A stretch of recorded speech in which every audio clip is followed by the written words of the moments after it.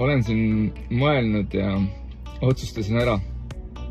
Ma vihkan allahindluseid ja soodustusi. Et miks see nii on?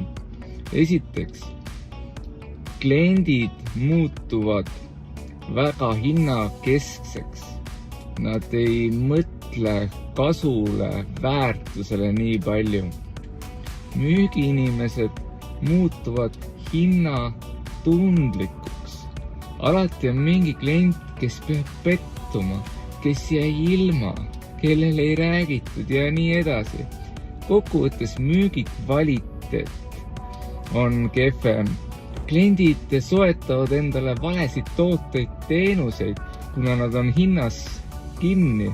Allahindlustel ja soodustustel on koht, aga see peaks olema sündmus 1-2 korda aastas, mitte igapäeva osa.